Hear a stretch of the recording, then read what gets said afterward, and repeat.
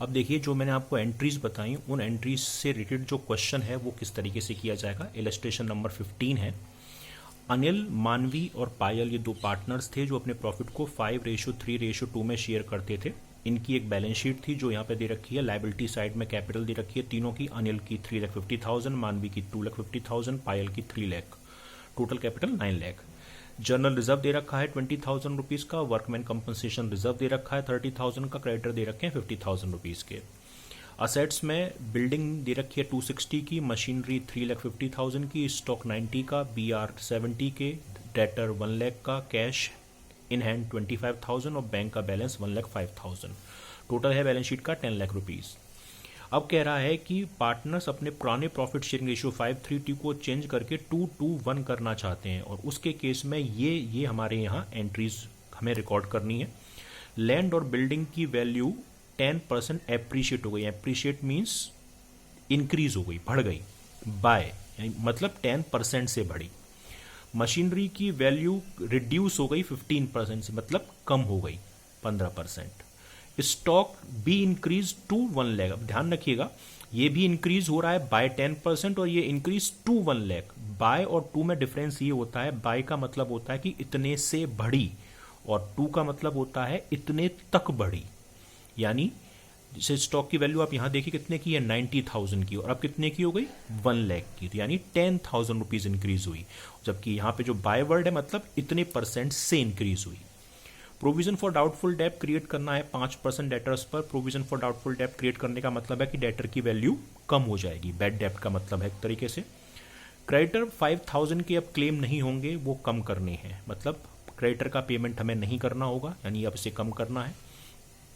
Workman compensation के लिए claim है 10,000 रुपीज का, ठीक है। जो ऊपर वर्कमैन कंपनसेशन है उसमें से हमको क्लेम पे करना है 10,000 और एक रेमुनरेशन पे करना है। फर्म ने पे किया है 2,000 रुपए का किसी पर्सन को अपनी असेट्स और लायबिलिटी की वैल्यू को दोबारा कैलकुलेट करने के लिए। आपको जर्नल एंट्री पास करनी है और रिवैल्यूएशन का लेजर भी बनाना है। तो आप देखिए मैं यहाँ पे एंट्री कर रखी है, आपको इनसे क्लियर हो जाएगा। तो वो सबसे पहले तो आपको मैं बताऊं कि आपको क्वेश्चन में सबसे पहले क्वेश्चन में आप यहाँ पे देखेंगे तो जनरल रिजर्व दे रखा है। जनरल रिजर्व की मैंने आपको एंट्री बताई थी। अगर कुछ ना कहे तो जनरल रिजर्व को हम ओल्ड रेशियो में पार्टनर्स में डिवाइड कर देते हैं। तो देखिए इसकी एंट्री होगी general reserve account debit to Anil capital, to Manvi capital और टू पायल कैपिटल। और जितना भी जनरल रिजर्व है पुराने रेशियो में डिवाइड हो जाएगा, ओल्ड रेशियो में। ये एंट्री मैं आपको पहले बता चुका हूँ।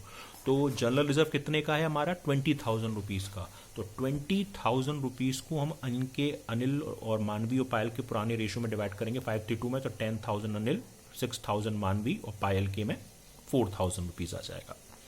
ऐसे ही आप देखें वर्कमैन कंपनसेशन रिजर्व है 30,000 रुपीज़ का, लेकिन वर्कमैन कंपनसेशन क्लेम भी पे करना है 10,000। यानी हमारे पास कंपनसेशन पे करने के लिए 30,000 रुपये रिजर्व में थे और हमें पे करने हैं केवल 10,000 रुपये। यानी कितने अनयूज हो गए, 20,000 रुपये। और उस 20,000 को हम पार्टनर्स में डिवाइड कर देंगे। तो वही चीज है, workman compensation reserve account debit, जितना क्लेम पे करना है टू वर्कमैन कंपनसेशन क्लेम के नाम से 30,000। बचे कितने, 30 में से 10 क्लेम पे हो गया तो 20,000। 20,000 को हम इन पार्टनर्स के ओल्ड रेशियो में डिवाइड कर देंगे to Anil capital, to Manvi capital, to Payal capital. और 20,000 को 5:3 में डिवाइड करेंगे तो सेम 10,000, 6,000 और 4,000। तो बैलेंस शीट में तो डिवाइड करने के लिए केवल ये दो ही आइटम थे, तो बाकी चीजें तो ये सब रिवैल्यू हो रही हैं। तो पहला पॉइंट है लैंड और बिल्डिंग 10% से इंक्रीज हो गई। लैंड और बिल्डिंग की वैल्यू थी 2,60,000, 10% इंक्रीज हुई, मतलब कितनी, 26,000। और इंक्रीज इन असेट्स की मैंने आपको एंट्री लिखाई थी पिछले वाले वीडियो में, क्या थी वो, कि असेट्स डेबिट टू रिवैल्यूएशन। तो देखिए यहां पर land and building account debit to revaluation और 26,000 रुपए से ये जर्नल एंट्री मैंने पास करी हुई है। ऐसे ही अगला पॉइंट है मशीनरी की वैल्यू रिड्यूस हो गई 15% से। मशीन कितने की है, 3,50,000 की, और 3,50,000 का 15% कम करना है, मतलब कितना, 3,50,000 का 15%, 52,500 रुपीज। तो इसकी भी मैंने जर्नल एंट्री की हुई है। Revaluation account debit to machine, increase से just opposite, revaluation debit to machine, और कितनी कम हुई है, 52,500 रुपीज। नेक्स्ट पॉइंट में कह रहा है कि स्टॉक की वैल्यू इंक्रीज अब 1 लाख तक हो गई। 2 वर्ड यूज किया है, बाय वर्ड यूज नहीं किया है, तो आप 1 लाख बढ़ाएंगे नहीं। 90,000 के स्टॉक से अब ये 1 लाख का स्टॉक हो गया, मतलब 10,000 बढ़ा। तो इसकी जनरल एंट्री भी मैंने की है, तो आप देखेंगे तो stock account debit to revaluation account और 10,000 रुपीज से मैंने ये एंट्री पास कर रखी है।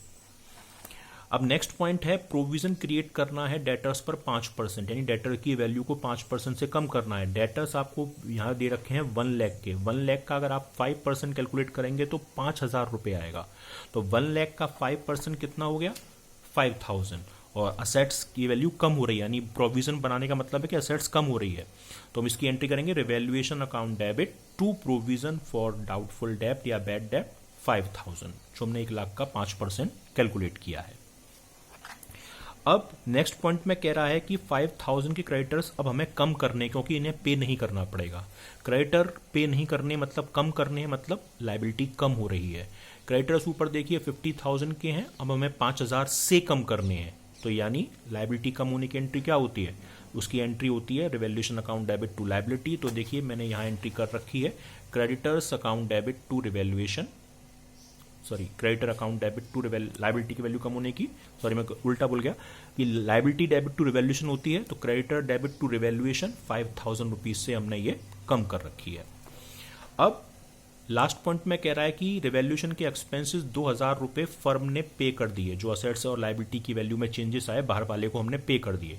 इसकी भी मैंने आपको एंट्री लिखाई थी, अगर फर्म किसी आउटसाइडर को पे करती है कोई रिवैल्यूएशन का खर्चा, तो उसकी एंट्री होती है revaluation account debit to cash. तो देखिए मैंने यहाँ पे एंट्री कर रखी है revaluation account debit to cash और 2,000 रुपये का रेमुनरेशन। अब 9th वाली एंट्री को करने से पहले आपको रिवैल्यूएशन का लेजर बनाना पड़ेगा, जो देखिए मैंने यहाँ पे बना रखा है। मैंने आपको फॉर्मेट पिछले वाले वीडियो में बताया था कि अगर किसी असेट्स की वैल्यू बढ़ती है तो वो बाय साइड में आएगा, और अगर किसी असेट्स की वैल्यू कम होती है 2 में आएगा। अगर किसी लायबिलिटी की वैल्यू बढ़ती है 2 में आएगा, और अगर किसी लायबिलिटी की वैल्यू कम होती है बाय में आएगा। तो देखिए मशीन की वैल्यू कम हुई है 52,500 रुपीज से, तो 2 मशीन के नाम से हमने 52,500 रुपीज लिख दिया। बिल्डिंग की वैल्यू 10% बढ़ी है, तो हमने बाय बिल्डिंग 26,000 यहां लिख दिया। स्टॉक 10,000 से बढ़ा है, तो हमने बाय स्टॉक 10,000 रुपीज लिख दिया। क्रेडिटर्स कम हुए हैं, लायबिलिटी कम हुई है, तो हमने बाय में लिख दिया 5,000 रुपीज। डेटर की वैल्यू यानी प्रोविजन फॉर डाउटफुल डेब्ट हमारे बढ़े हैं, सॉरी कम हुए हैं, तो यानी डेटर्स की वैल्यू कम हुई है, तो प्रोविजन हमने लिख दिया 5,000 रुपये। इसके अलावा हमने एक एक्सपेंस पे किया था फर्म का रिवैल्यूएशन के खर्चे की फॉर्म में, तो यानी कैश कम होगा, तो यानी असेट्स कम हो रही है, तो 2 कैश के नाम से 2,000 रुपये वो रेमुनरेशन भी यहाँ पे लिखा हुआ है। फॉर्मेट में मैंने आपको लिखाया था। आप टोटल लगाएंगे, डेबिट का टोटल आ रहा है 59,500 रुपीज, इसको हम यहाँ लिखेंगे, और इसमें से ये तीनों एक्सपेंसेस यानी 41,000 माइनस करेंगे तो लॉस आएगा 18,500 रुपीज, 18,500। इसलिए लिखेंगे by loss transfer to Anil, Manvi और पायल। और इस लॉस को, सॉरी 18,500 रुपीज के लॉस को हम ओल्ड रेशियो में बांटेंगे 5:3:2। तो अनिल का लॉस आएगा 9,250, मानवी का 5,550 और पायल का 3,700। और ये बनाने के बाद हम लॉस की एंट्री पास करेंगे, जो मैंने आपको पिछले वीडियो में लिखाई थी, पार्टनर कैपिटल टू रिवैल्यूएशन। तो इसकी एंट्री हो जाएगी Anil capital account debit, Manvi capital account debit, Payal capital debit to revaluation. Revaluation का लॉस जो हमने इससे निकाला 18,500, और उसको जो हमने पुरानी रेशियो में बांटा 9,250, 5,550 और 3,700। ध्यान रखिएगा रिवैल्यूएशन के लेजर में असेट्स बढ़ती है बाय में आएगी, असेट्स कम होती है 2 में आएगी। लायबिलिटी बढ़ती है 2 में आएगी, लायबिलिटी कम होती है बाय में आएगी।